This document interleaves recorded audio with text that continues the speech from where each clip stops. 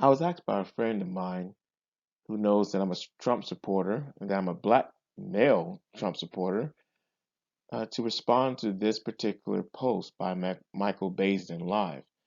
What's up with some black men? Yes, the vast majority of them are voting for Biden, but some are voting for Trump.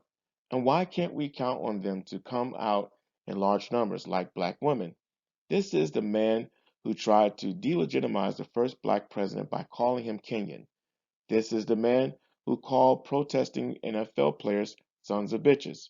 The Central Park Five, discrimination against black tenants in his buildings, Charlottesville, and the list goes on and on.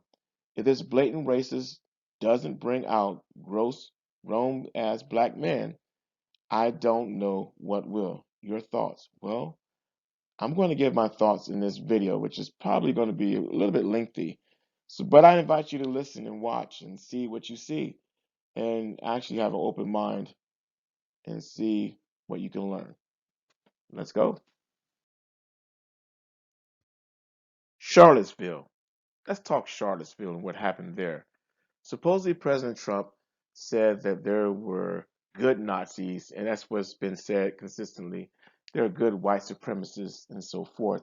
Well, why don't we take a look at the actual statement that he made and to look at the primary source, and you will see a very different idea. So take a listen. If you're honest, now if you are an honest person, you will listen to the whole clip. Let's go. Will be. And I'll tell you, we're spending a lot of money on the inner cities. We're fixing the inner cities. We're doing far more than anybody's done with respect to the inner cities. It's a priority for me, and it's very important. Mr. President, are you putting what you're calling the alt-left and white supremacists on the same moral plane? I'm not putting anybody on a moral plane. What I'm saying is this. You had a group on one side and you had a group on the other, and they came at each other with clubs, and it was vicious, and it was horrible, and it was a horrible thing to watch. But there is another side. There was a group on this side, you can call them the left, or you've just called them the left, that came violently attacking the other group. So you can say what you want, but that's the way it is. On both sides, sir? You said there was hatred, there was violence on both sides. Well, I do think there's blame. Yes, I think there's blame on both sides. You look at both sides. I think there's blame on both sides, and I have no doubt about it, and you don't have any doubt about it either. And if you reported it accurately, you would say. Kill the person. Heather Heyer Charlottesville. They showed up in Charlottesville Excuse me. to protest. Excuse me. They didn't put themselves down as you, and you had some very bad people in that group. But you also had people that were very fine people on both sides.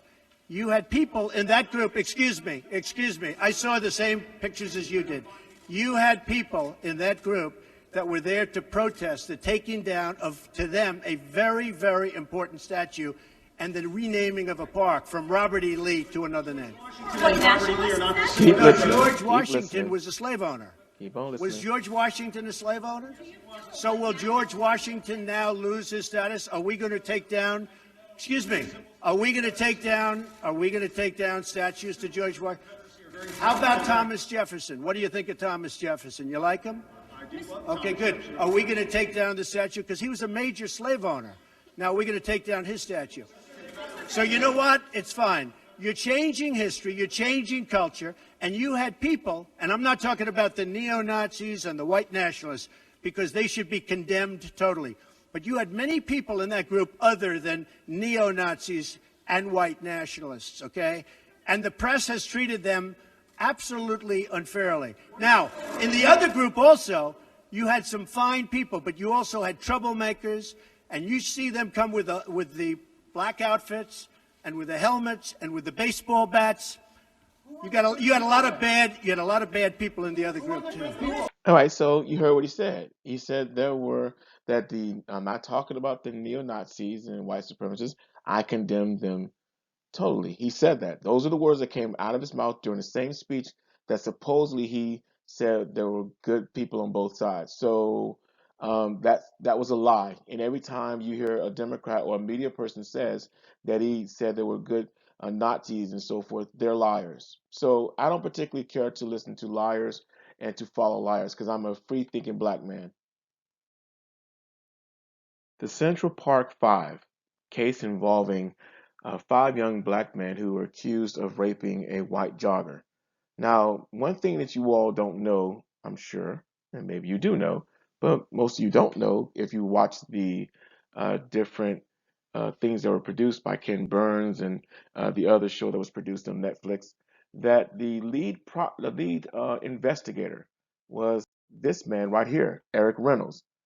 And if you take a look at Eric Reynolds, you will notice that he is a black man. He's black. He's a black person. He's black. He's black, black, black. Okay, he's not a white man. He's a black man. Now you may say, "Oh, that doesn't mean anything because black men who are police officers can be pigs as well, and can also be racist, it's systematic racism and stuff like that." Well, let's take a look at this case a little closer. And I want you again, as always, be patient, be open, be honest, put your emotions aside, and take a listen and take a look at what evidence is presented here. Okay, so I want to introduce you to a person named Larry Elder. Larry Elder is a black conservative talk show host, radio talk show host. He has a wonderful radio program. If you ever want to see conservatism from a black perspective, he also had a documentary come out called Uncle Tom. You may want to look that up and stream it online. He did an interview regarding this case, and I want to just play a little bit of it for you. If you want to find it yourself, take a look at the YouTube link that's listed below here under his name. Let's take a look. You probably didn't watch the Emmys. The ratings were awful. Well, I watched them, so you didn't have to. And here's what happened. But most importantly, this is for the men that we know as the Exonerated Five. It's for Raymond, Yusuf, Antron, Kevin, and King Corey Wise.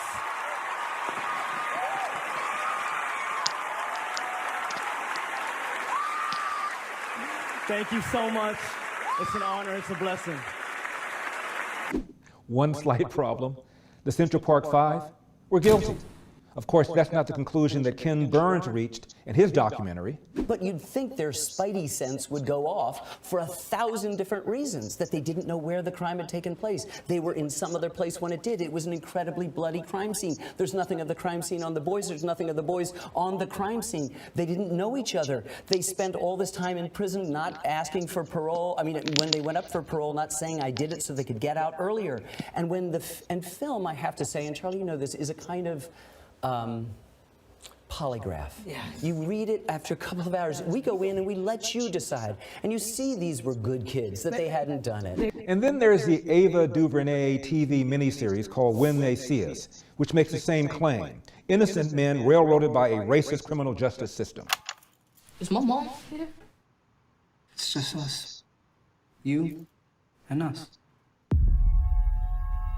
Who you were in the park with? I don't know names. I just got lost. Where did you see the lady? One lady. The female jogger was severely beaten and raped. Every black male who was in the park last night is a suspect. I need all of them.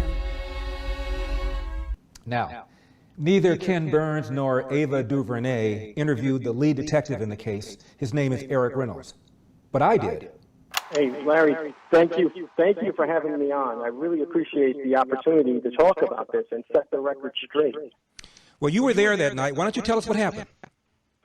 Well, to begin with, I'm listening to Ken Burns, and it's astounding to listen to him fabricate what went on that night. Ken Burns, I could never watch anything that he's produced anymore with any amount of confidence that he's telling the truth, that this is an honest portrayal of what's happened. Now, Detective, you were there that night. Did you and your partner arrest the people that became the Central Park Five, all five of them? What happened was we were looking for the group of teenagers who were wilding, who were rioting. Mm-hmm. I mean, and that's the best way to describe it. They were rioting in the park. We came upon 20 to 30 of them after they had assaulted the teacher, John Laughlin, and beat him so badly that both of his eye sockets were shattered and his skull was cracked. He wasn't even able to identify who it was that beat him because he couldn't see. His head looked like it was dunked in a bucket of blood. Wow. We captured 5 of the 30 that we observed because the group, of course, started running when we went to apprehend them. Mm-hmm. And 2 of the 5 were Kevin Richardson and Raymond Santana, part of the Central Park 5. Mm-hmm. And just so that you understand, as we observed the group, we watched Raymond Santana with Stephen Lopez leading the group. I could see them turning around and addressing them almost as though they were leading the pack, and as they were walking uptown, up Central Park West. Mm-hmm. Once we arrested them, you have to understand something. We arrested them before the jogger was even found.